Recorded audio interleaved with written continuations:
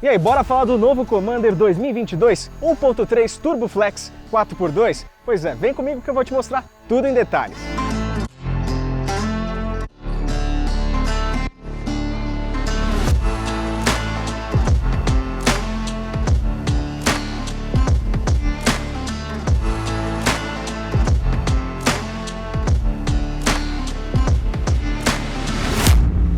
Bom, no primeiro momento, acho que você deve estar perguntando assim, será que esse carro é manco? Será que ele anda bastante? Um carro com motor 1.3 Turbo Flex que oferece aí 185 cavalos no álcool e 180 cavalos na gasolina.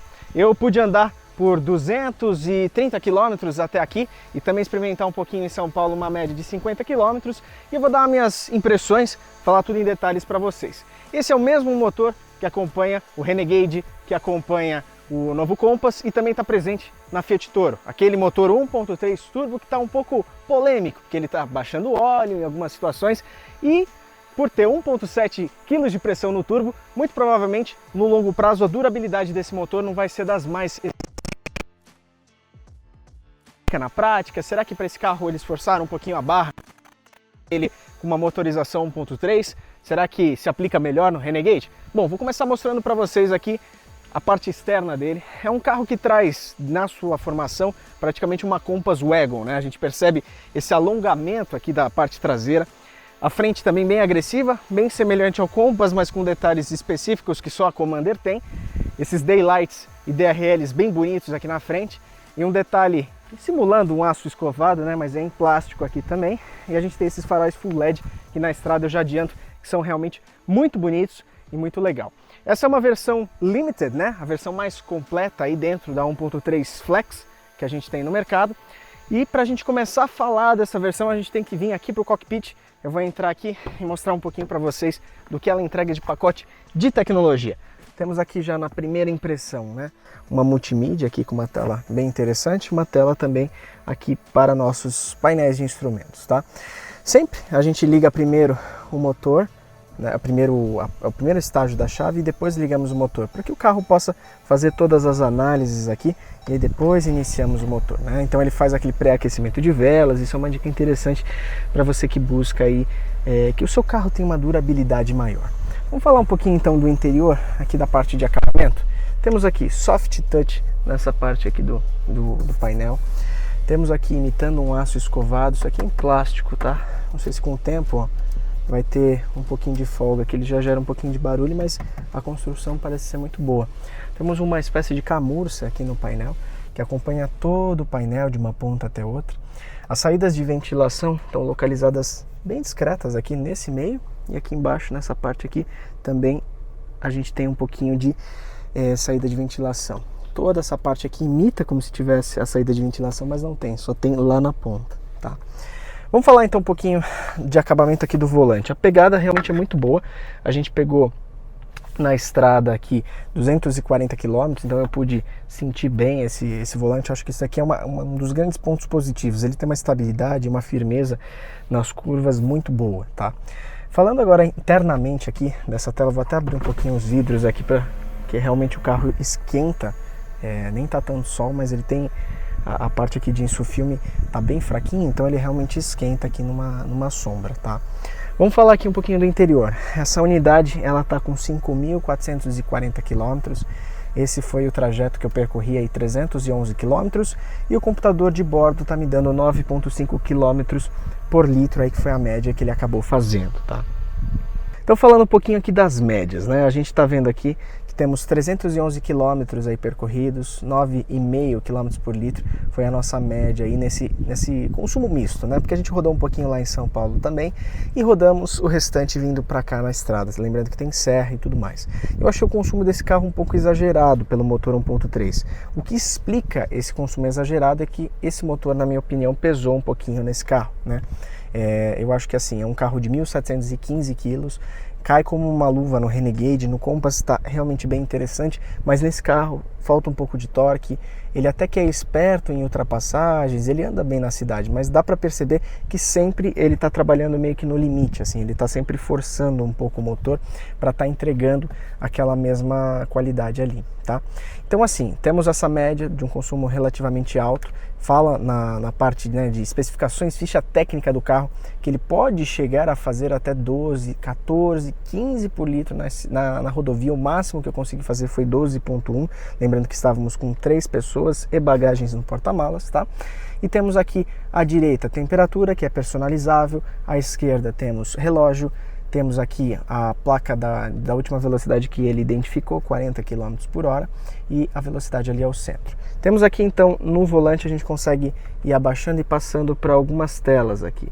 Tela do Apple CarPlay, mensagens de erro. Se você entra nesse modo aqui, você pode configurar no canto superior direito, tacômetro, odômetro. Então você pode ir mudando algumas funções para você colocar embaixo, em cima da tela, você personaliza o que você quer colocar.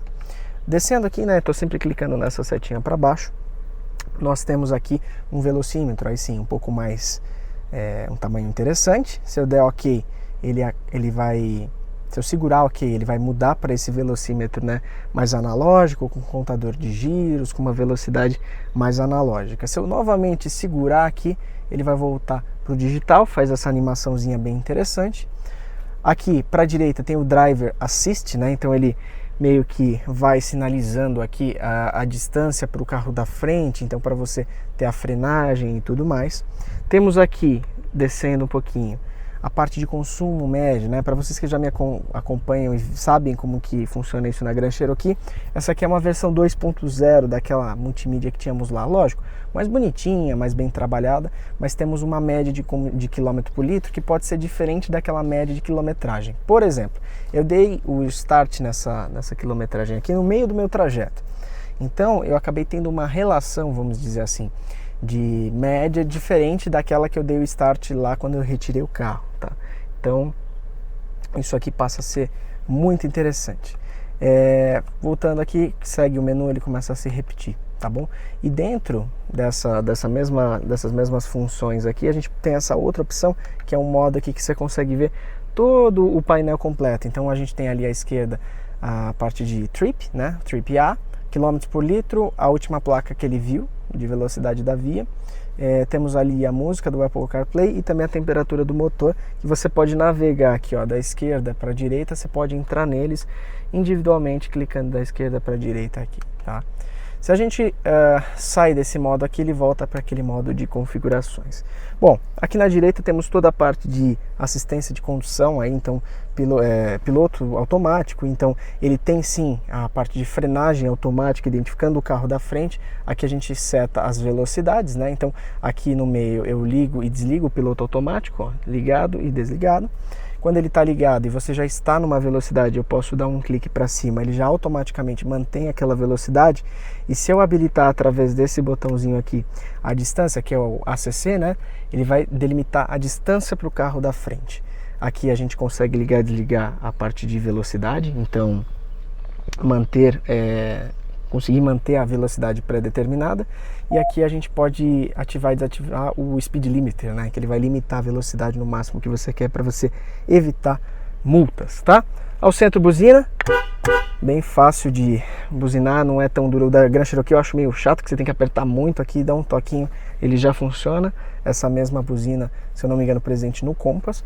E vamos para a parte de entretenimento aqui, né? Essa parte de entretenimento, ela é bem interessante porque ela tá bem completa, né? E os carros do grupo agora Fiat, né, estão entregando desde a Renegade, Compass, essa mesma multimídia, e ela tá bem completa. A gente tem uma página inicial que você pode configurar atalhos e, enfim, ter toda a parte que você deseja, parte de música, que vai entrar desde a parte de rádio, quanto também do Apple CarPlay. E aqui você vai mudando na lateral esquerda os iPhones que você conectou, né, pelo Apple CarPlay. E aqui em cima, se você clicar, temos o FM aqui presente também, tá? Vamos para a parte de conforto. Então aqui bem semelhante à da Grand Cherokee, né? Nós temos a temperatura dual zone, né? Então esquerda e direita, então a gente pode estar fazendo ali a mudança individual. Aqui temos a parte de ventoinhas, então temos até 7.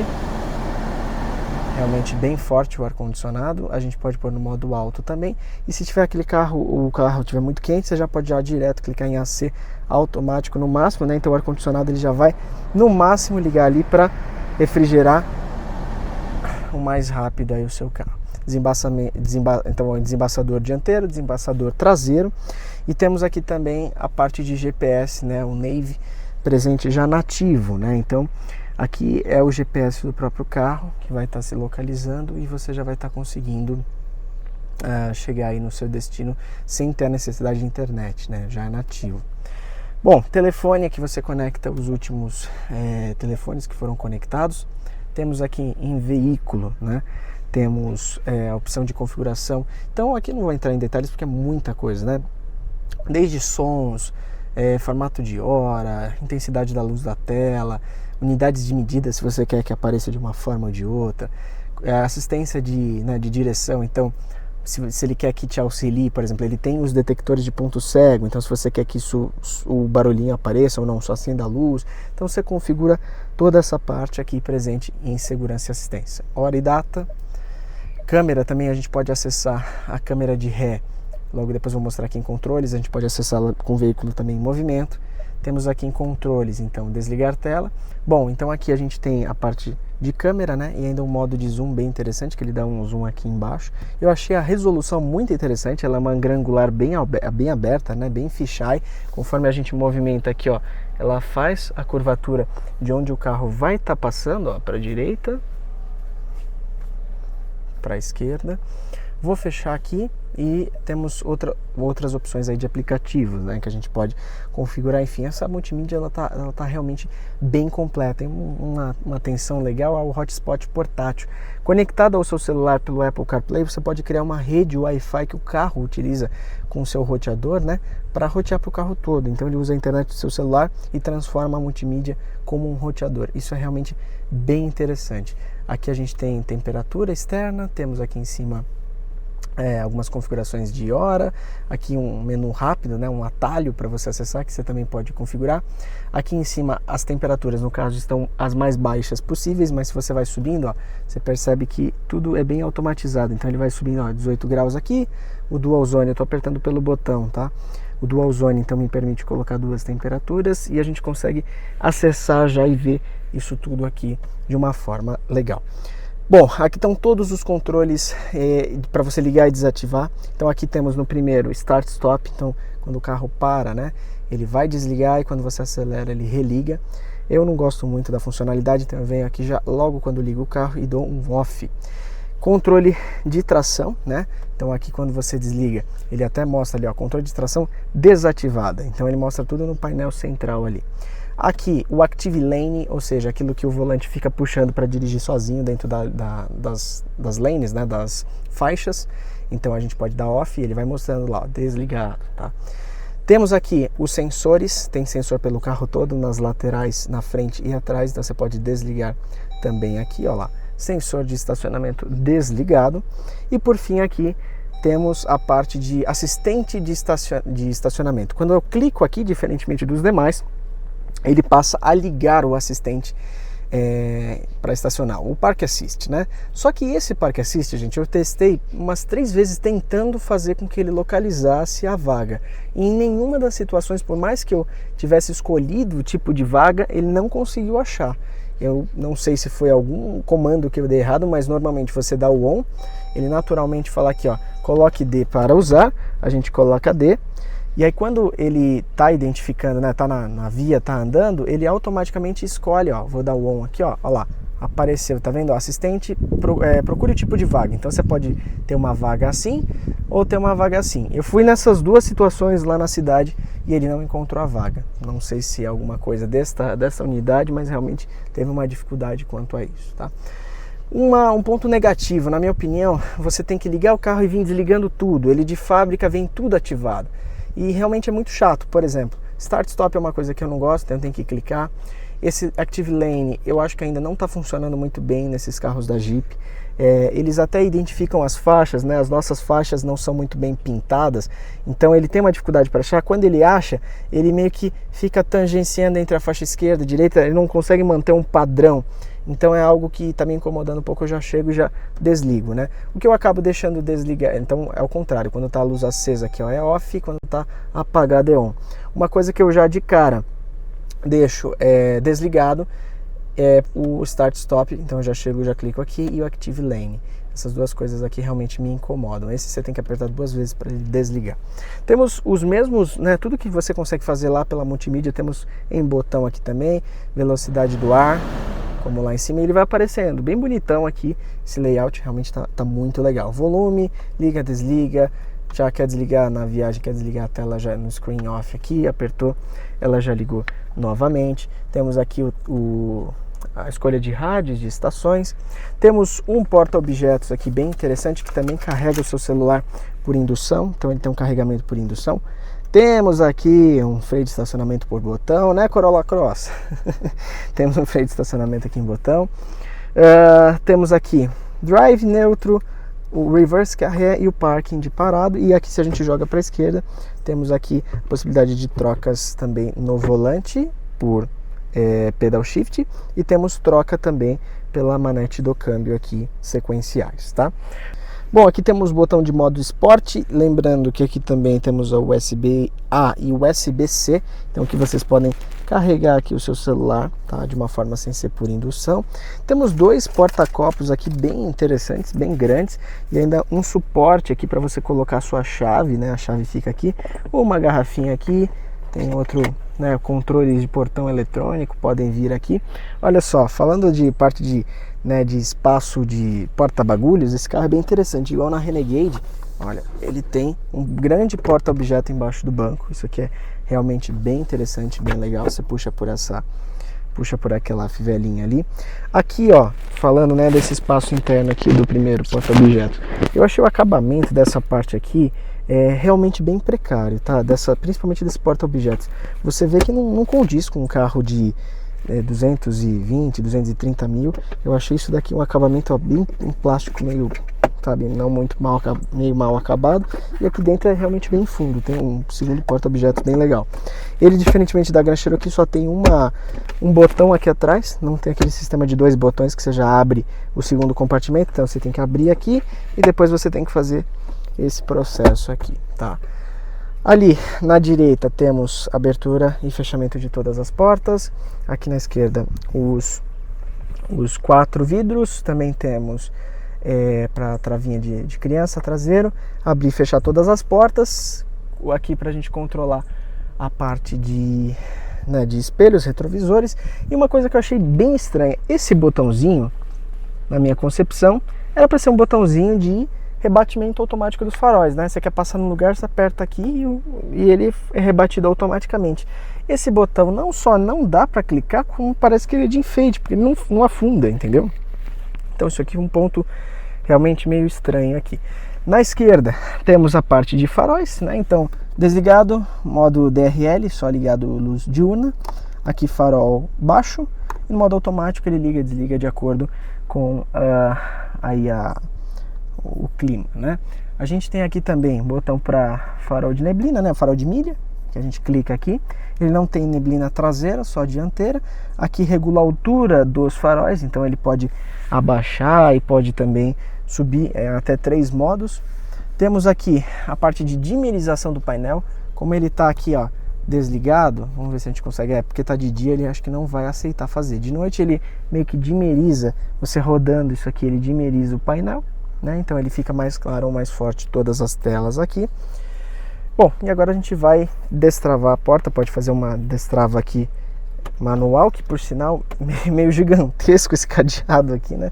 Podiam ter feito uma coisa mais minimalista. E a gente pode abrir todas as portas por aqui também. Então vamos lá atrás que eu vou mostrar em detalhes para vocês. Bom, falando aqui um pouquinho também da parte dos bancos, né? Todos os bancos são eletrônicos, para frente e para trás, encosto também, e ajuste de lombar que a gente tem também através desse botãozinho aqui. E lembrando que o controle de altura é feito por aqui também, é só você apertar para cima que ele sobe o botão. Exatamente o mesmo sistema que tem na Grand Cherokee, nas Compass Limited, né? Porém, ficou faltando no outro. O outro é aquele bom e velho puxador de palho, né? Aqui embaixo tem a alavanca e você puxa e faz manualmente esse ajuste. Coloquei o banco acertado para mim dessa parte aqui e coloquei o banco lá no máximo para vocês verem a distância que fica do passageiro aqui de trás. Bom, regulado para mim, a gente já vê que o espaço é bem generoso, tá? Quando tá regulado dessa forma aqui.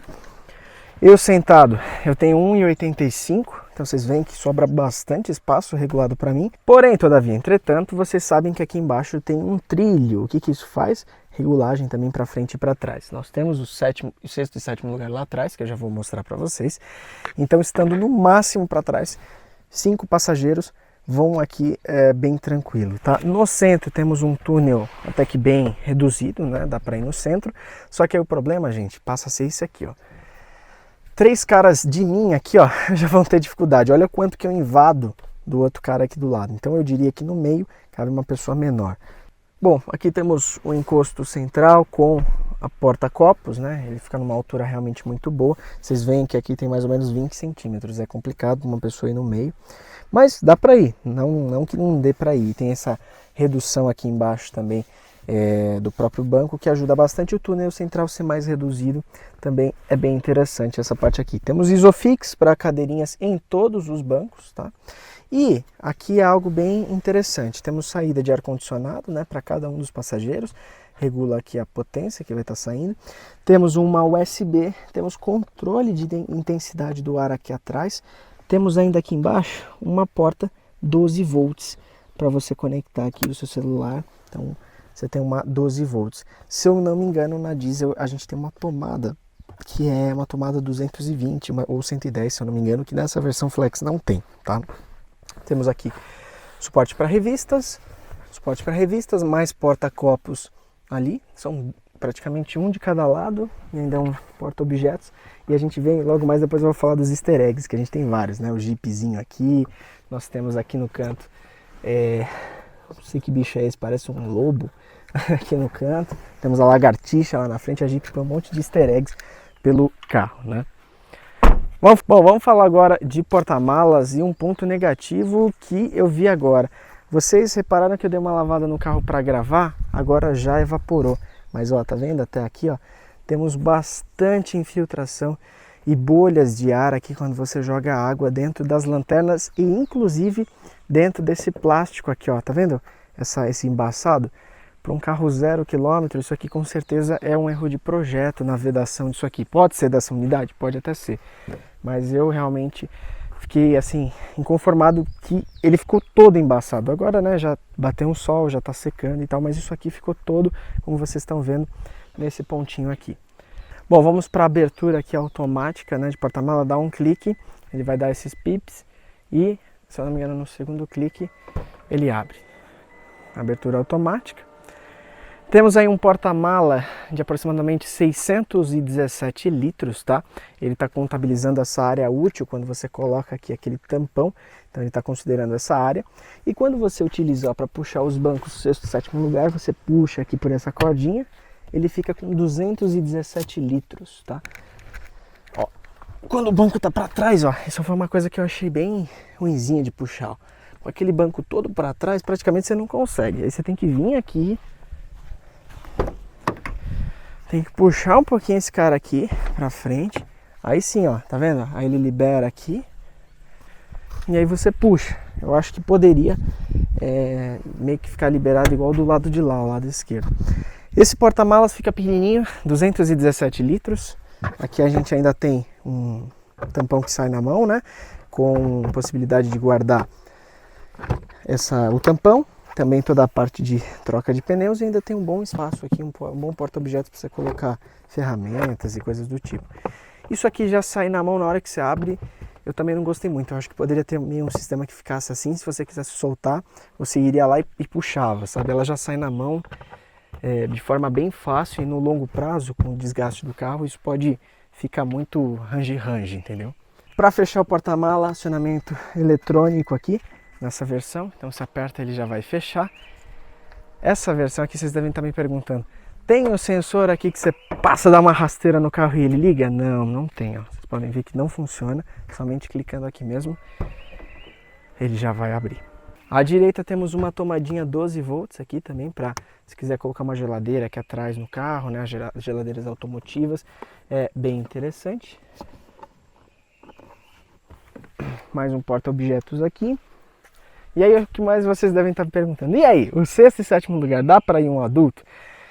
E infelizmente, gente, é muito complicado. Vamos mostrar aqui para vocês para ver como é que isso ficaria. Primeiro que você puxa aqui, aí ele dobra aqui e meio que você tem que fazer uma força para ele correr. Aí ele corre lá para frente. E aí, gente, eu vou entrar aqui para vocês verem a dificuldade. Primeiro que o carro não é muito alto, então tem que abaixar bastante a cabeça. Então, ó, eu vou entrar aqui, vou ter que fazer esse movimento aqui. Vou ter que vir para trás aqui. Pronto, entrei. Agora vem aqui. Me mostra. Gente, olha isso. Eu tô de um jeito aqui que, assim, às vezes com isso aqui deitado e eu sentado no porta-malas é mais confortável. Se a gente puxa esse cara aqui, tudo bem, eu tenho 1,85, né? Mas teve alguns carros que eu testei que eu já entrei tranquilo. Ele não vai dar para vir para trás, todo para trás. Ele vai ter que ficar assim ou no máximo, um pouquinho mais, ó. Eu vou puxar aqui. Realmente é o limite aqui, ó. E aí, dá uma olhadinha na frente, como é que vai lá. Um cara como eu não consegue ir na frente, fica realmente muito justo ali, não cabe, né? Então, é realmente para duas crianças, para uma pessoa bem pequena. A Isa, inclusive, que está filmando aí, ela fez esse teste e para ela ficou muito pequeno. Então, assim, para sair um pouco mais complicado ainda, a gente tem que colocar um pezinho aqui. Enfim... É um dilema, né? Então, isso aqui realmente não foi muito bem aprovado. Se você pôr lá no fundo, no máximo, a minha perna não consegue nem fechar, porque ela bate o joelho atrás. E graças a esse sexto e sétimo lugar, a gente perdeu um pouco aqui de espaço interno nesse porta-malas, né? Aliás, foram duas consequências. Perdeu, ó, até ele vai assim, mas ele não sobe sozinho. Então, o que a gente perdeu aqui em espaço? A gente perdeu em espaço de altura. Tá vendo que o porta-malas, essa boca aqui, não chega a ter nem 80 centímetros, é realmente muito pequena, por conta desse cara aqui, né? Temos esse step temporário que dificulta, né? Quando você precisar trocar numa situação assim, ó, de terra, fica mais complicado você deitar aqui para tirar. E perdemos todo esse pedaço aqui de porta-malas, né? A gente já mostrou várias vezes que na Grand Cherokee a gente tem isso aqui bem mais baixo e essa boca bem mais alta. Então, por mais que lá sejam 417 litros que eles contabilizam com o tampão, a gente ganha muito na parte de cima, né? Então ele é realmente bem mais alto. Detalhe importante e interessante, temos aqui uma USB para o passageiro que vai atrás. Temos aqui também um porta-copos para ele, dos dois lados. Mas aqui, infelizmente, o passageiro da esquerda não vai ter USB. Vai ter que usar o do amiguinho da direita. Bom, vamos fechar aqui, então, fechamento automático. E agora vamos falar um pouquinho do motor. Vamos lá na frente. Vou liberar aqui para a gente ter acesso. E vamos abrir aqui. Normal, primeira trava, segura aqui para mim. Primeira trava aqui. Você levanta e não temos aqui a nossa haste para segurar ele, temos que colocar depois. Então poderia ter aquele amortecedor, né, que já levanta, também tem, então a gente tem aqui que fazer esse levantamento manual. Esse daqui é o nosso motor T270, né, presente aí no Compass, no Renegade. Um motor que acho que lá funciona muito bem. Aqui pesa um pouco, principalmente nas saídas de trânsito, nas ultrapassagens e também no consumo. É um motor que, num carro mais leve, é um carro de 1.715 quilos, né? Um carro de 1.300, 1.400, eu acho que ele acaba suprindo muito melhor, tá? É um motor que ele trabalha com a pressão do turbo lá em cima, né? Então é um carro praticamente stage 3 de fábrica, como a gente brinca, né? Então eu acho que o calcanhar de Aquiles desse carro aqui é esse carinha da frente. E falta torque, né? São 20,6 kg de torque. Vou mostrar uma coisa para vocês. Tá vendo essa subida aqui, ó? Que dá acesso aqui ao sítio? Então é uma subida que tem cascalhos e faltou torque, né? Ele ontem à noite estava chovendo, ele não conseguiu subir, ele patinou. Mas o grande problema que eu reparei não foi nem ele não ser 4x4, foi ele afogar nele. Então ele faltava força, entendeu? Mesmo em primeira marcha, controle de estabilidade desligado, jogando, travando ali nos pedal shifts, ele não conseguiu subir isso aqui. Então, depois a gente vai avaliar 4x4 diesel, mas na 1.3 Flex o uso se limita extremamente ao uso urbano, tá? E para grandes ladeiras eu fico pensando, será que com os 7 lugares ocupados esse motor vai ter um rendimento interessante? Eu estava com 3 pessoas e bagagem e ele não conseguiu subir aqui. Então é de se pensar e de se avaliar aí como é que seria esse consumo ainda com 7 pessoas, com bagageiro talvez aqui em cima, porque essas travessas também você consegue colocar um bagageiro de teto, então é de se pensar aí também. Bom, e um outro detalhe bem interessante é que aqui o encosto, né, para quem vai aqui atrás, também pode ser regulado através dessa alavanca. Ele também serve para você abrir todo o espaço, se você quiser utilizar com o banco abaixado. E também aqui, ó, você consegue regular aqui em cima, você consegue regular o encosto, então deixar um pouquinho mais para trás para viajar um pouco mais confortável. Eu vejo esse carro excelente para 4 pessoas viajando com bastante bagagem. Você vai ter bastante conforto, você vai conseguir colocar aqui no meio. Então fazer uma viagem longa com 4 pessoas, todas as bagagens vão tranquilamente lá atrás e você ainda tem um bom espaço interno aqui para trabalhar. Bom, análise final sobre o Commander 4x2 1.3 Turbo, falar um pouquinho das médias, do consumo, de como que ele foi. Eu acho que na questão de consumo, esse carro aqui ele bebe um pouco em excesso devido ao motor de baixa litragem, né, 1.3 turbo, então o turbo tem que impulsionar, tem que botar muita pressão na turbina, então para ele conseguir se desenvolver como os carros normais, ele gasta mesmo. Ontem em congestionamento estava gastando uma média de 5.1 a 5.4 e nos deslocamentos que não tinham tanto trânsito chegava a bater a média de 7,5, 8, mas assim, 10 horas da noite de fluxo, então no horário de rush realmente ela baixa para casa dos 5 como um motor V6. Falando um pouquinho aqui da parte de estabilidade, eu achei realmente fantástico. Na estrada esse carro eu pensei que poderia jogar um pouco a traseira, por ele ser meio alongado, mas eles fizeram um trabalho de suspensão realmente muito bom, ele é muito firme, você fazendo curvas assim a 120, com uma curva mais fechada, ele mantém, mesmo não sendo tração integral, então ele consegue ser bem estável, volante bem firme, uma pegada boa. No quesito estabilidade, realmente um carro muito bom, eu daria nota 9. No quesito acabamento, eu achei muito interessante alguns lugares do carro, como a frente, o painel, ali e tudo mais, mas alguns outros lugares, como eu sinalizei ao longo do vídeo, achei que ficou devendo um pouquinho. Lembrando que aqui atrás é plástico duro na porta, só tem ali um courino em cima, então isso acaba tirando um pouquinho da pontuação de acabamento. Então eu daria uma média de 7,5 de acabamento para esse carro. No quesito segurança, freio nas 4 rodas, ABS, EBD, uma frenagem realmente muito boa. Ele tem os controles de autofrenagem, né? Então se está ali em deslocamento o carro para, ele avisa. Se você não freia, ele realmente pisa no freio. Não cheguei a testar ele pisar sozinho, não confiei tanto no sistema, mas dei um sustinho nele e ele realmente avisou, freie, apareceu para mim. Então, em questão aqui de segurança, parte de airbags, Isofix, realmente muito bom, muito seguro. Eu daria nota 9 na parte de segurança. Iluminação, realmente fantástico. Esse farol Full LED que eles fizeram aqui é um farol que realmente ilumina bem, você não sente a necessidade de colocar barra de LED, colocar um farol auxiliar. O conjunto aqui de farol de neblina, que quando você esterça para a esquerda ou direita, ele também ilumina pontos específicos. Na parte de iluminação é nota 10, eu realmente achei muito fantástico, com a parte inclusive de farol automático, né? Então ele detecta que está vindo um carro, baixa o farol para você, quando passa ele liga de novo, então ele tem esse farol automático aí em vias de mão simples que te ajuda pra caramba, é muito interessante. Um design realmente arrojado, né, no que diz respeito à parte estética. Eu acho que ele tem uma presença, é um carro de muita presença, muito bonito realmente. Esse imitando o aço escovado aqui, ele une e faz uma frente realmente muito bonita. Os faróis de neblina também com acabamento mais soft, realmente ficam bem legais. E com esse cromado, um detalhe sutil, né, mas que dá um charme pro carro sem você sentir aquela necessidade de fazer um cromo delete no carro, porque ele tem exagero em cromo. Então é um carro bem bonito. Eu acho que a traseira não me agradou muito, eu achei que poderia ter trabalhado um pouquinho mais as lanternas.